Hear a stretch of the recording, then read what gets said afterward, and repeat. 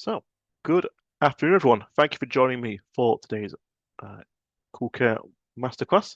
Today, we're going to be looking at invoicing made easy, or made easier, hopefully, for everyone. As I'm sure you're all aware, CoolCare is here to make operating your care home easier, more efficient, and more profitable. Today, focusing on well, hopefully a bit of all of that without invoicing, ways to make it, I'll say, a bit more easier for you. So, using Zoom today, if anyone does have any questions as we're going through, you can use the Q&A option on your Zoom window you should be able to find. And from there, you can, well, then ask any questions you've got on anything we're going through. And there'll be a member of our team on hand to answer any questions you've got, or it might be something I answer myself as well as we're going through. But anything you think of at all, don't be afraid to ask. You can, use that from there. And we will have some time at the end once we've done everything for Stage Masterclass. If anyone wants to stick around, we'll have some time afterwards to answer any further questions that people might have. So, what we're looking at today, as I say, is using CoolCare to streamline our invoicing process, focusing on how CoolCare can help you with little bits here and there invoicing-wise to make everything easier, more consistent of that entire process. So the things we're going to be looking at is billing contract terms in the background for setup for our consistent billing information on our resident fees, how to adjust resident fees if we need to as things change with them with contribution changes, handling ad hoc adjustments for any kind of small one-off things you need to do to an invoice to update them, how to edit an invoice on the fly once it's been created after the fact on there, how to email invoices out from CoolCare directly to who they need to go to, as well as tracking payments for your invoices with receipts and how to allocate those to the invoices as well. We're seeing kind of a little bit all the way through the invoicing process, how to improve things on different levels. And just to let you know again, all the data that we see in this masterclass is fictional, all just demonstration stuff on my demo system, nothing on there actually real data. So with that in mind, let me swap over to my demo sites and we'll get things underway.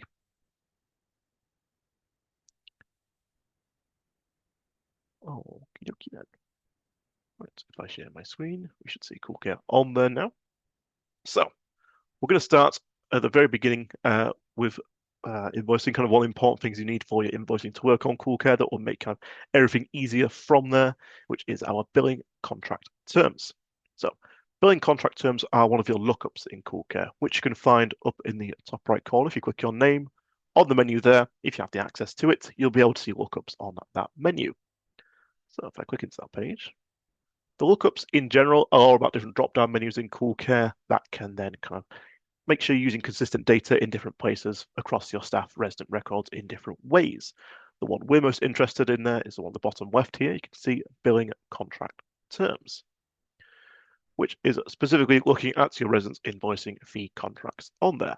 The billing contract terms themselves are essentially ways to set up kind of different almost templates of your fee contracts with different settings and information for them to allow that consistency when you're setting up on the residents individually. So when you're setting up a resident with their invoicing on CoolCare, you're not starting from scratch each time. You have these as a base template to work with to then apply to the different resident contracts they might have. And this would be for different local authorities, NHS funding, FNC, etc.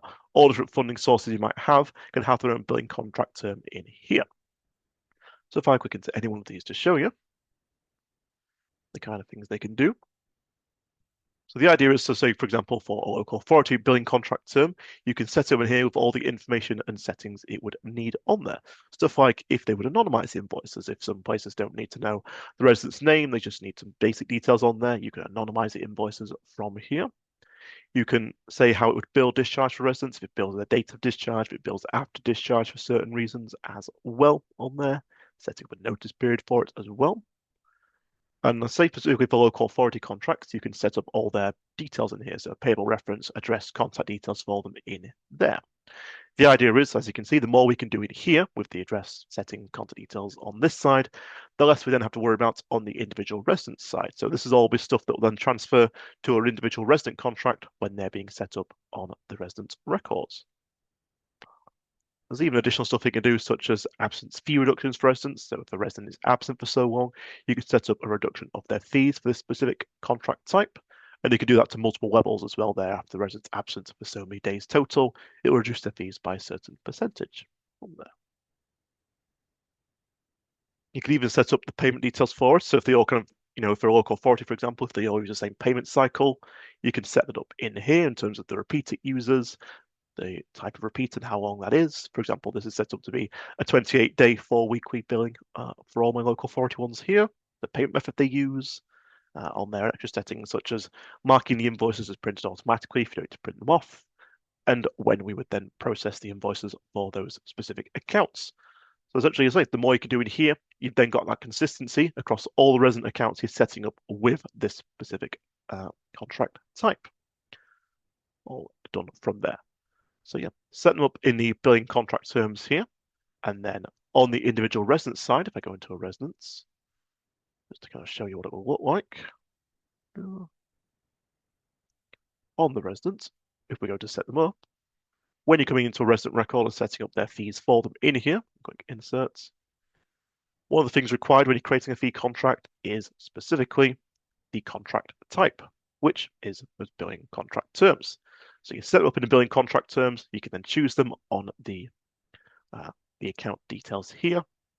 And once you choose both the contract type and the payee type, which will be local authority, then you can see the details fill in on the right-hand side, the account address details, and that will mean all those other settings we set in the background will also be applied to this fee contract as well. So that way, like I say, you're not having to set everything up from scratch every time on each residence. You can use those billing contract terms as your base template to then create the rest from there.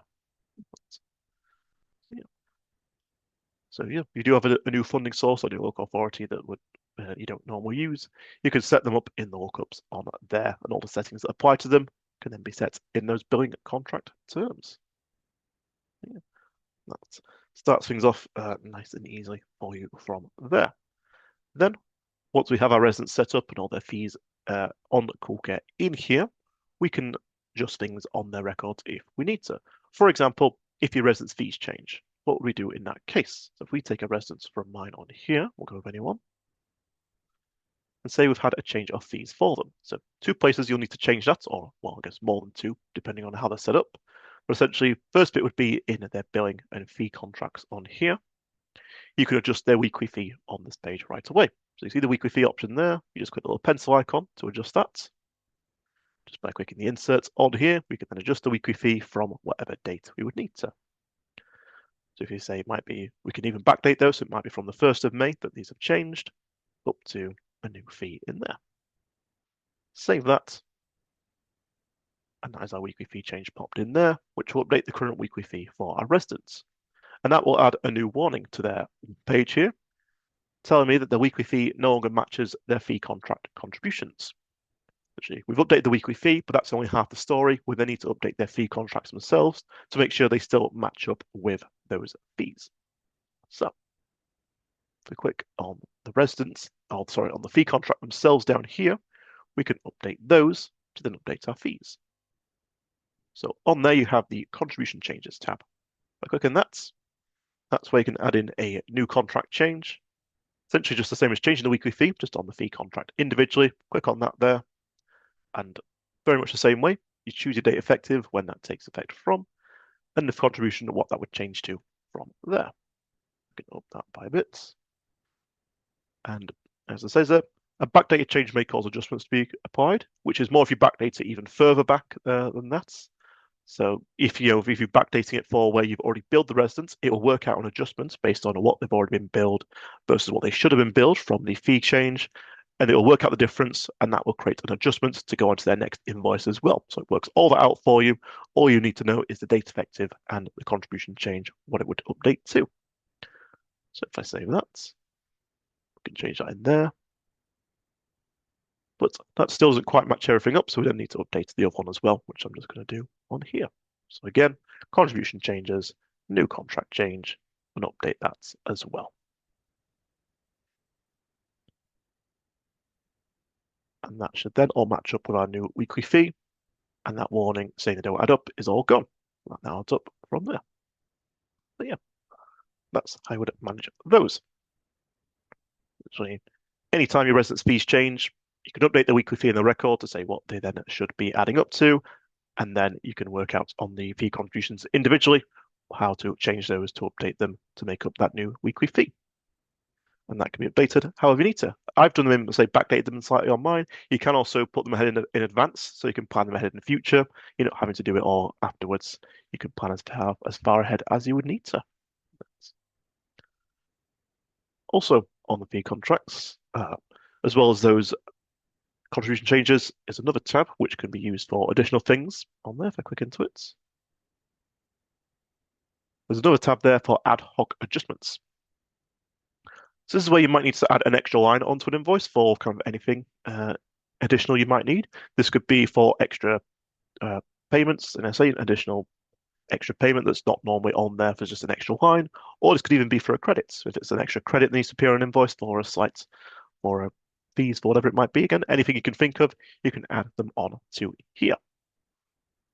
So, uh, to use the ad hoc adjustments, you simply need to pop in the amount for it, saying how much it is, and you can do that as a minus figure to make it a credit as well. We're going to pop in this case just to show you. You need a little description for it, so just to say what it is, all there. So whatever it would be, and that'll be on the actual invoice description line, what it's going to say in there, as well as a nominal code for it as well, which is set up in the background on your system. So we can pop those in there, create that charge, and the ad hoc adjustment will then create a credit, in this case, for that to go into the next invoice for its accounts, and then it'll be gone. So it's just an extra, in this case, £100 credits that's going to be an additional line, and then gone from there. So the ad hoc adjustments are all just one-off things you might need to do on an invoice. You can pop them on there, and then, like I say, update those. Oh, well, and then they'll just go into the next invoice for this account that you create. As easy as that. So yeah, use those for anything kind of one-off you've got that you would normally bill residents for, or anything out of the ordinary. This could be for, say, like it might be a deposit for their initial first-time invoice, if you do anything like that, or just anything out of the ordinary that, say, you wouldn't normally bill for typically. You can add them on as extra line on there. So anything you think of, those ad hoc adjustments are there for you for whatever else you might need. And I think they'll then show up on the actual invoices themselves. So, 1 second, I'm just going to do a slight tweak on this one. There we are. Right. So, just to show you how that looks when we're actually creating the invoices on our invoicing page, it will all come together. I'm just going to see if I can find our residents on there. We just updated. Was it this one here? No, it wasn't. That was the one we looked at earlier. Bear with me. Was it that one? There it was. There it is. And here we can see actually the kind of bits from both of their different the things we change on their record. So for Terry here, you can see this is actually bringing together quite a few different bits that we've seen already. So from the billing contract terms, for example, you can see there where they're anonymizing the invoices for Leeds City Council. So it's not got his name on there. It's got a separate code, which is set up on the resident record for them on there. You can see their regular fees, that's fine, which has been updated to £900 a week in there. We've got that ad hoc adjustment I popped in the £100 credits, which is in there as well. And it's also created an undercharge, which is from the adjusted fees, updating that in there as well. So you can see how it's changed, and in this case, what the credit is from there. In this case, it's just 1 day's fees, so it's been updated for that. But you can see how that all comes into play from there. And so we can actually process and create an invoice from here. So I'm just going to pre-process reports to check everything over. And again, see it on there as well, on that reports. So where you can see everyone's details and check everything over before you actually create the invoices on the system. And then I can process those invoices. Might as well process all of them since you've got a few to process on here. So I'll process those from there.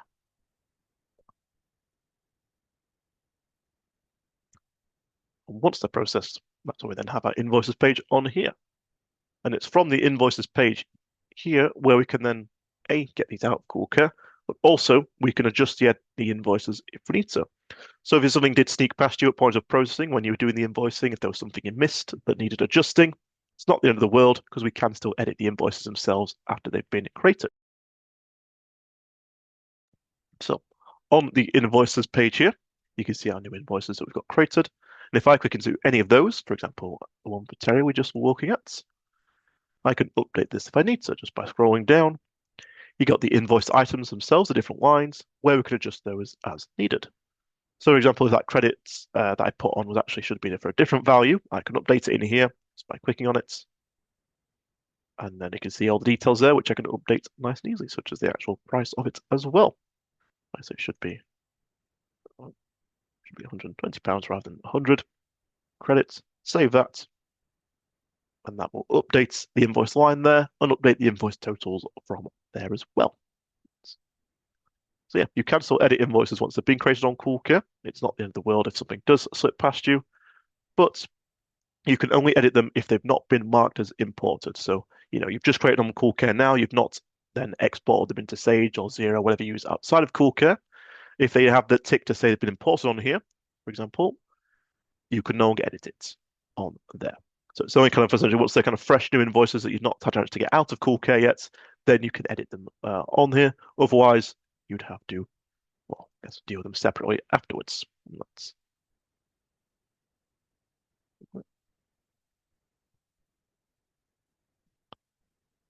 And with the invoices in here as well, let's say we can get them out of CoolCare in a few ways. So I've already mentioned with the importing to export into other systems, can print them off, but we can also email them directly from CoolCare to the recipient set up for it.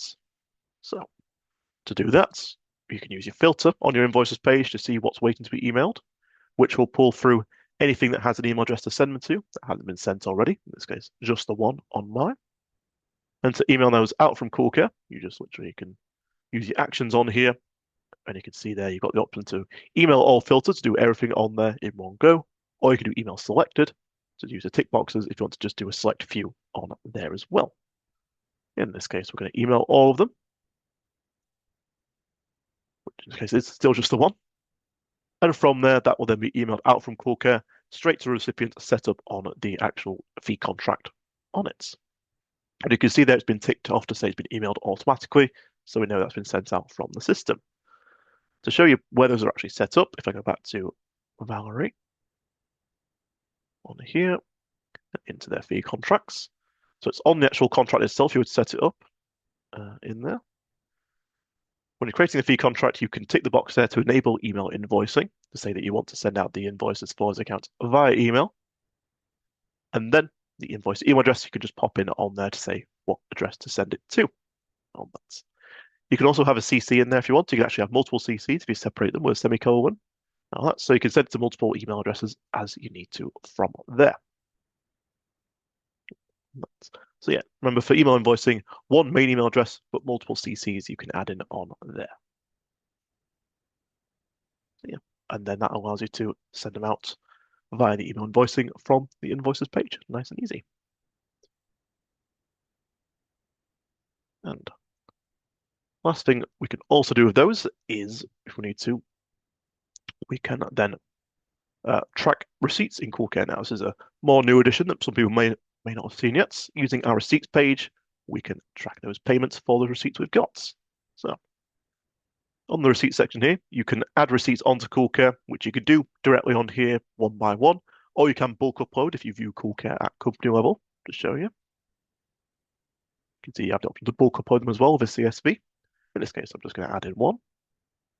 So to do that, you click add receipts, and then we can fill the details.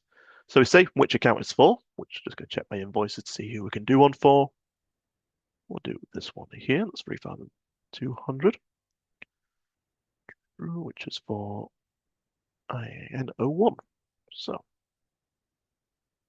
start searching in there, we can find it. You can see that.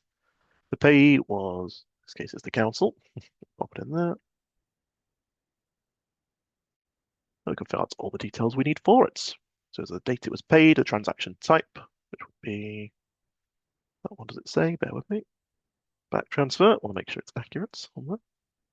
Probably. Receipt reference. Just put in. You can create your own reference for them, so whatever they want to. I got the 6 on mine. All that. And the amount it will be for. And the big deal is once you add in the amount, then you can allocate that receipt to your invoices. You can see down here the outstanding invoices we can allocate it to just by clicking select invoices. And well, we can see all the outstanding invoices for the specific accounts. The one I was looking at was 2357. I'll scroll down, it's probably going to be the last one. There it is. Click on that there, which will pop on the right-hand side. We can then add that on. And you can add in multiple invoices. So if you had like multiple payments, I'll say multiple invoices for one payment, so you can allocate them all from there. Well, in this case, we're just going to allocate it to this one by typing that in the amount there. We'll pop it in, say it's been allocated, and then we can save it. So you can add on your receipts for all your different types of popping it in there. And then once those receipts are added on, allocate to the invoices, as you can see there, which has been allocated on here. And that will then feed back to your accounts page if I go on to the accounts for that one. And we'll go right at the top of the page. And in there, we can see all the invoices for that account. And right at the top there, the newest one has been, you can see the balance is 0, showing it's been paid. If I click the little icon there, I can expand that and see where that receipt has come from. So yeah, if you want to keep track of your payments through CoolCare, you can add them on as receipts, like I say, do them individually, or you can bulk upload them as well. And then that will be able to feed back onto your accounts page on here to keep track of those payments. And you can see what's outstanding and what's left from there. And that is all we had to show on there. So hopefully those, have been some additional things that have been helpful to you with your invoicing on CoolCare. Before we wrap up though, let me just step back to my slides. There we are. So hope that's been helpful on for this session. If you do want any additional training on CoolCare, feel free to get in touch with us at training@coolcare.co.uk. You may have maybe entitled some free of charge training, at least 2 30-minute sessions available to use. So you can email us or you can phone our team as well. We can check your availability and then get some training booked in for you if you wanted any further training on anything at all on CoolCare. As well as that, if you need any additional help, you can check our support team. You can get in touch with them, and they can help you out. So you can either call them, or you can email them, or you can use the live chat available within CoolCare itself as well. Or for any of your other queries regarding your CoolCare subscription or your accounts, feel free to email our customer success team as well. But anything you need, our teams can help you out with whatever it is you need help with. And all I have to say is thank you all for joining for today's masterclass. If you could leave some feedback, we'd really appreciate it. You can scan the QR code there and send some feedback for our masterclasses on there. And we hope to see you next time for our next masterclass, which we're looking at our PCS integration partnership. So, yeah. Thank you all for joining. If anyone does have any further questions, feel free to stick around. You can use the Q&A option on Zoom, as I see people have been doing, and our team will be able to answer them for you. So anything you think of at all, stick around. We'll be here for another 5 minutes to answer any questions that you've got. Otherwise, thank you all for joining and have a nice day.